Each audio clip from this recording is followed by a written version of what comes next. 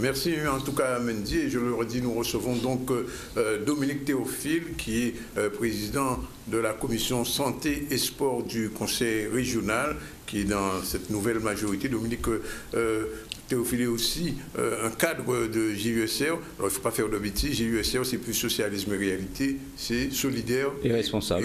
Pourquoi vous avez changé de sigle? Le moment était venu pour nous de montrer ce que nous avons toujours prôné, une responsabilité, une solidarité. Et donc, le moment était venu parce que nous avons eu une maturité pour le faire aujourd'hui. Donc, le socialisme pour nous n'était pas un parti, c'est une idéologie. Nous restons tous... Vous restez quand même socialiste dans le cœur ou pas? Non, vous avez changé dans des orientations en termes d'humanité, bref, de solidarité.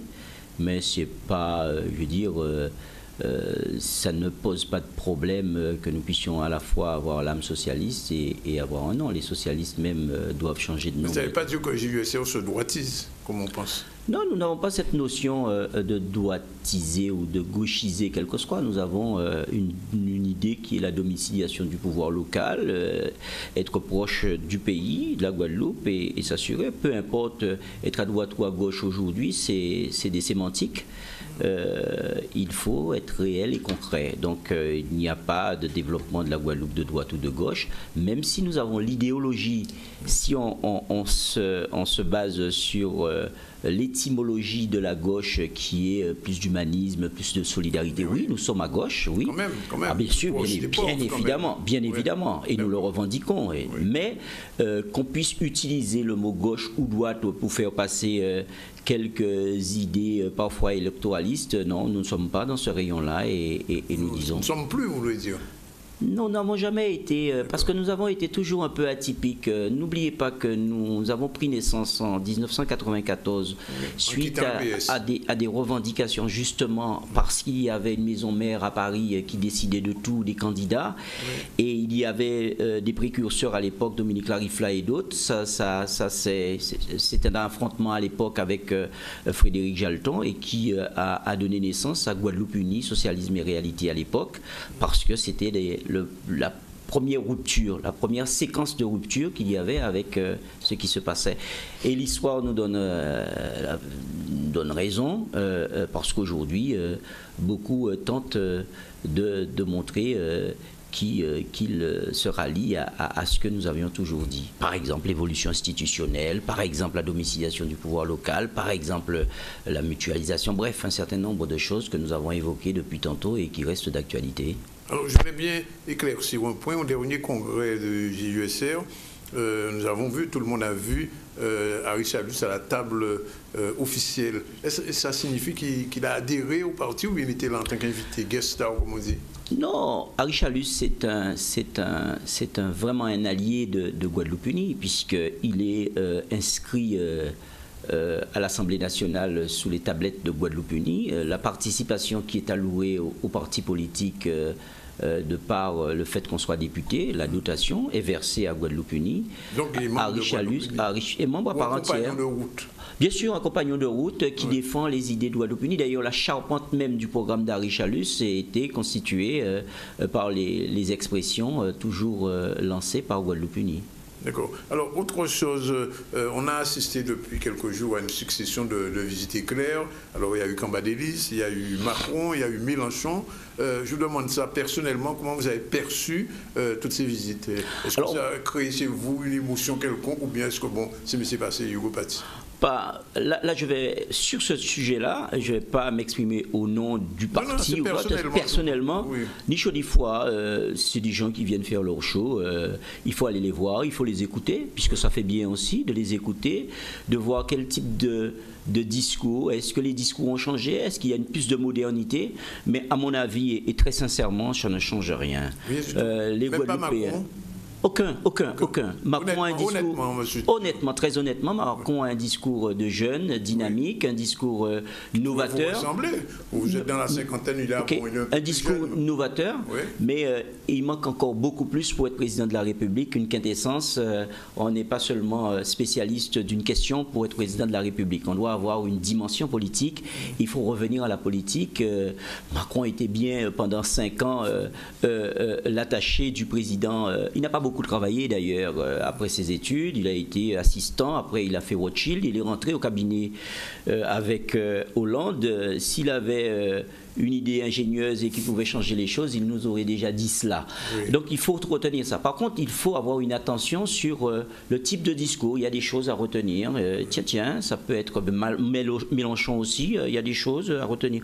Bref, mais ce n'est pas ça qui va, en tant que militant politique, c'est pas ça qui va me faire changer d'avis sur ce que je vois et j'ai vécu pendant longtemps, à savoir que quel que soit le gouvernement au niveau de la République française, les ultra-périphéries, la périphérie, notamment la Guadeloupe, eh bien, les hommes politiques, les responsables seront tenus d'être au parfum pour pouvoir défendre les intérêts de la Guadeloupe. Nous avons connu de droite, nous avons connu la gauche et nous n'avons pas justement baissé les bras sur nos revendications. Nous avons même connu des ministres qui ont été des ministres des Outre-mer. La Guadeloupe n'a pas pour autant basculé sur un changement fondamental. Les mêmes revendications qui datent depuis des années, ce sont les mêmes qui reviennent. Oui. Et ce qui fait que quand nous, on se chemine vers cela, ça nous empêche une forte émancipation sur la problématique de la Guadeloupe. Et la problématique de la Guadeloupe, c'est des problématiques éparses. Est-ce que nous pouvons nous mettre ensemble pour aller sur des sujets essentiels, l'eau, le transport, les déchets, bref, on voit qu'on se pinaille sur des petits sujets à petite échelle politique, alors qu'il y a de belles et grandes choses à faire si nous faisons ce qu'on appelle cette union sur ce qui intéresse la Guadeloupe et ce qui doit nous permettre de nous développer. Et c'est moi, je milite sur ces questions-là. C'est pour cette raison que j'ai été le dernier, parmi les derniers, à prendre tous les débats avec le Parti socialiste sur l'évolution institutionnelle. Et ma satisfaction, c'est qu'aujourd'hui, les mêmes qui étaient contre se rapprochent de nous. Et d'autres qui étaient contre sont avec nous aujourd'hui. C'est tant mieux, parce qu'il ne faut pas les repousser. Il faut leur dire que peut-être que vous avez eu tort à un moment et la réalité nous rattrape tous. Dominique Théophile, vous êtes quand même dans une mouvance, celle d'Harry Chalus du GUSR. Il y aura bientôt des élections présidentielles françaises. Il va falloir bien que vous souteniez quelqu'un. Non, nous n'avons pas l'habitude de soutenir comme ça. Personne. Nous avons l'habitude, et c'est une pratique à Guadeloupe Unie, nous avons l'habitude de faire une plateforme interne avec nos revendications. Ce que je viens d'évoquer et pour vous, sur les questions de santé, sur les questions de développement économique, sur les questions de jeunesse, bref, sur les questions qui sont préoccupantes pour la Guadeloupe, nous avons toujours l'habitude de rédiger une plateforme et de remettre ça à chaque candidat, de les envoyer, transmis par écrit, et c'est ce que nous allons faire. Nous n'avons pas fait de choix, parce que si nous disons, et si moi je dis que quel que soit le président de la République en France, eh bien les Guadeloupéens seront toujours contraints de se battre, les élus seront toujours contraints d'aller faire reconnaître un certain nombre de spécificités, des lois qui sont votées et qui sont inapplicables en Guadeloupe, ou des schémas. Moi j'ai entendu un candidat dire qu'il faut modifier les normes. Comment modifier les normes si vous ne vous attaquez pas sur le code des marchés publics? Comment vous voulez parler de développement économique intégré si vous ne revisitez pas le modèle même du schéma de l'entreprise? Il y a des antinomies, il y a des contradictions, et que le peuple guadeloupéen, nous-mêmes, nous avons tellement progressé par contre là-dessus qu'en période de Noël, vous pouvez venir, nous irons assister comme si nous étions dans un concert sérieux, et nous allons aussi. Et c'est comme ça que je le vois, tout en étant sérieux. Plus jamais la Guadeloupe, pas de chèque en blanc. Il n'y a aucun chèque en blanc pour aucun candidat. D'accord. Et quel que soit, je le dis, quel que soit le candidat qui sera élu, eh bien, nous serons obligés d'aller revendiquer ce que nous avons droit, si nous sommes véritablement, comme on le dit, si nous sommes des Français. Alors, démentez-moi si je me trompe, la rumeur, mais enfin, bon, vous savez, dans le milieu journalistique et politique, il y a beaucoup de rumeurs. On a laissé entendre un moment que Guadeloupe Unie a peut-être fait campagne pour Juppé. Ah non, pas du tout, pas du tout, pas du tout. Alors là, même pas secrètement. Alors là, non, etc. Alors là, Guadeloupe Unie, je le répète, Guadeloupe Unie solidaire et responsable, ça a tout son sens. Aucun je ne connais pas l'activité individuelle de chaque individu, mais je parle au nom du parti sur ce sujet-là. Officiellement, Guadeloupe Unie n'a pas fait campagne pour aucun candidat. Et au moment où je vous parle... Vous avez voté au primaire, personnellement? Ah non, Guadeloupe Unie... Moi? Personnellement, vous avez voté au primaire de la droite? Quoi? De la droite. Mais je ne voterai ni au primaire de la droite, ni au primaire de la gauche, ça ne m'intéresse pas. Mais on rigole. Mais non, mais c'est clair, et ni Guadeloupe Unie ne votera ni au primaire de la gauche, et Guadeloupe Unie n'a pas voté au primaire de la droite. Et quelles que soient les primaires d'ailleurs qui concernent ces élections-là, je veux dire, c'est epsilon la Guadeloupe. Ce que nous devons dire, c'est déposer une plateforme pour quel que soit le candidat qui sera à la tête de la République française, ce sera un impact important pour le pays, parce que c'est du sérieux. Eh bien, nous devons leur dire, voilà les problématiques qui nous paraissent essentielles pour développer le pays. Et c'est comme ça que moi, j'entends, en tant que candidat aux élections législatives, monter et le dire. On va revenir tout à l'heure sur le volet politique. On ouvre rapidement un petit volet sportif. Vous revenez de Morne-à-l'Eau. Morne-à-l'Eau qui, depuis des décennies, est sans stade de foot. Alors, vous êtes un responsable sportif, enfin du sport. Vous avez beaucoup fait pour les U15 il y a quelques années, comme j'étais au conseil général. Pour la première licence. Oui, aux premières licences. Non, mais on se souvient, cyclisme aussi. Bien Alors, est-ce que Morne-à-l'Eau, aujourd'hui, aura enfin un stade? Ah ben, c'est plus que... enfin, il faut le supprimer. Aura un stade digne. Et dès le premier trimestre de cette année, nous avons pris 3 engagements. Je reviens de Morne-à-l'Eau justement avec le président Chalus qui a souhaité rencontrer et qui a voulu innover et faire en sorte que tous les acteurs du sport soient sur le stade de Morne-à-l'Eau pour évoquer la question du plan Caner qui va injecter plus de 20 millions sur les territoires d'outre-mer. Et nous, il ne faut pas prendre du retard. Les projets qui sont mûrs, nous les avons arrêtés. Et notamment, nous avons commencé par Morne-à-l'Eau et annoncé concrètement que d'ici le premier trimestre 2017, la toiture de la tribune de Morne-à-l'Eau sera réparée, l'éclairage du terrain de Morne-à-l'Eau sera pas réparé, mais un éclairage refait. L'éclairage qui sera revisité véritablement. Et puis, dans le cadre des projets qui seront déposés au CNDS, au Comité national du développement du sport, avec les fonds européens et les fonds de la région, et une participation qui soit minime de la commune, eh bien, pouvoir reprendre la piste d'athlétisme de Morne-à-l'Eau et faire en sorte que l'équipement de Morne-à-l'Eau soit un équipement digne des résultats que les Morne-à-l'Iens ont donnés. Et par ailleurs, il y a d'autres sujets, d'autres préoccupations, d'autres urgences, qui soient au sud Basse-Terre, qui soient au centre, vers les abîmes, Félix Eboué du Cinoir, le Lamentin, les abîmes, Petit Canal, Marie-Galante surtout. En fait, nous allons, avec les acteurs, déterminer les priorités et activer. C'est pour cette raison que la région a pris la tâche d'un jeune Guadeloupéen, Kenny Jean-Marie, qui est un spécialiste de la question en termes de portage de projet, qui va nous accompagner sur la réactivité des dossiers qui seront déposés au niveau du ministère et pour faire avancer les choses, pour qu'il n'y ait pas de retour de financement au niveau national. Alors, il y a un Morne-à-l'ien qui va être content, c'est Jean Dartron. Eh bien, Jean Dartron était là, le président de la Ligue de football, le nouveau président était là, bien sûr, doublement heureux puisqu'il est mornalien et puis il commence justement sa mandature avec une bonne nouvelle. C'est vraiment un cadeau de Père Noël, ça.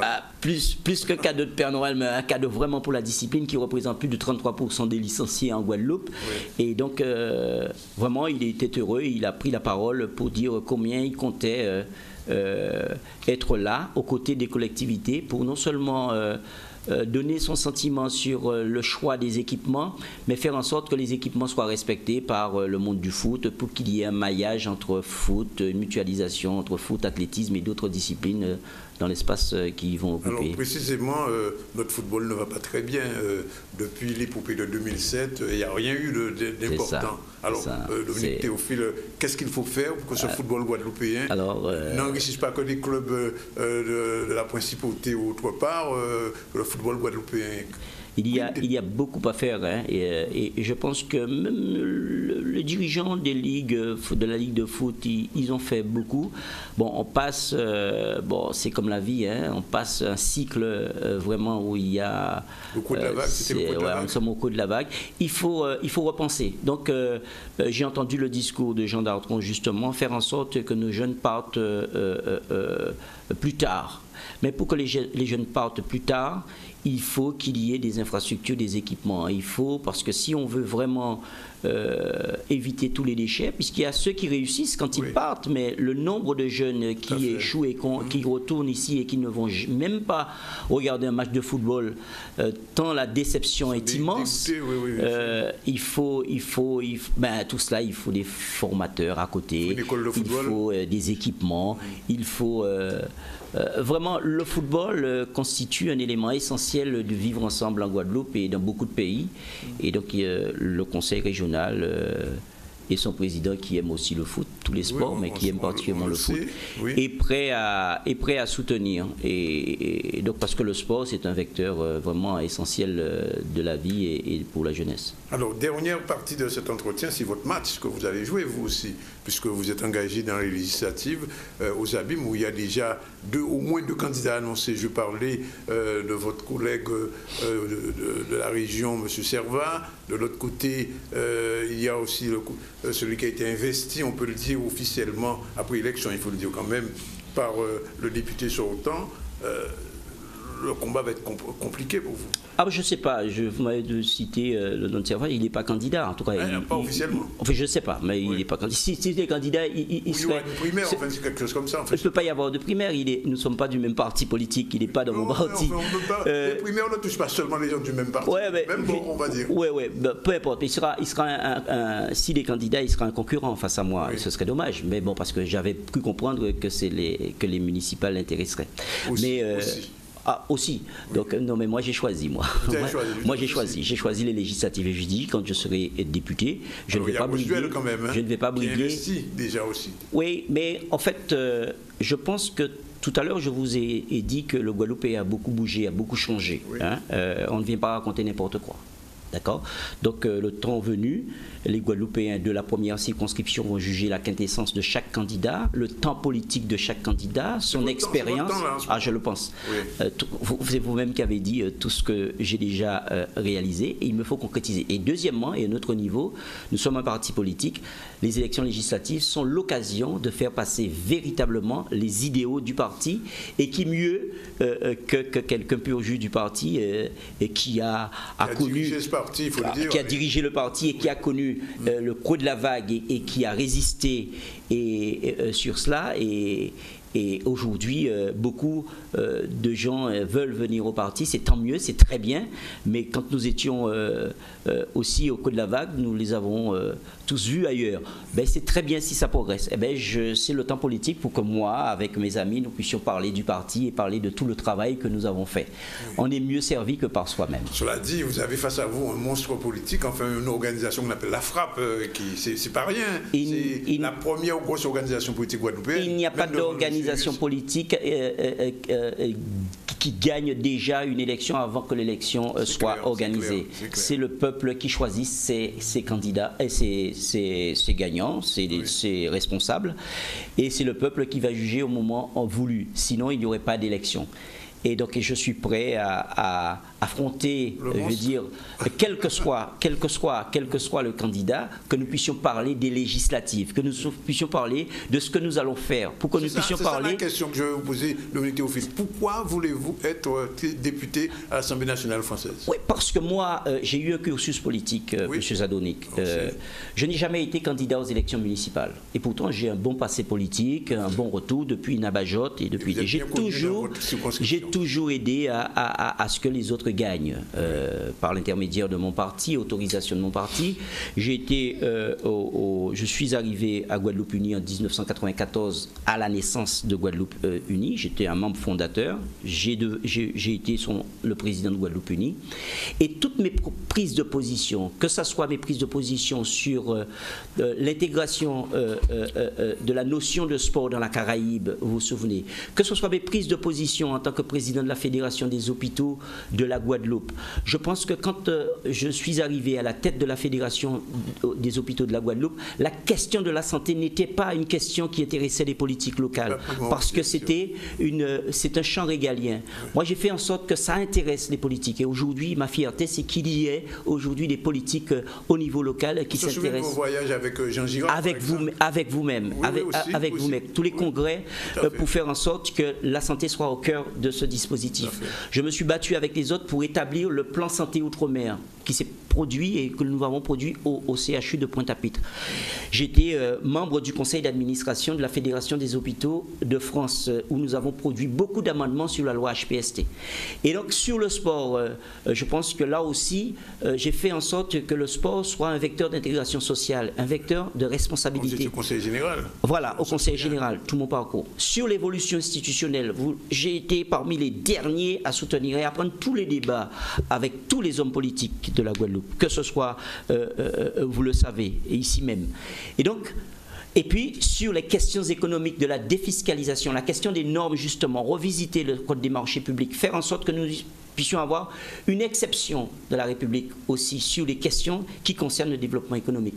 Donc, des sujets qui intéressent, et puis, je vous ai dit, sur une forme de prise en compte, parce que je pense que la Guadeloupe n'est pas un handicap pour la France, c'est un atout. Et c'est pour cette raison que justement les gouvernements français, quels que soient de gauche ou de gauche, depuis quelques années, ont peur de la périphérie. Parce qu'ils savent très bien qu'il y a une jeunesse qui a changé et que les gens bougent.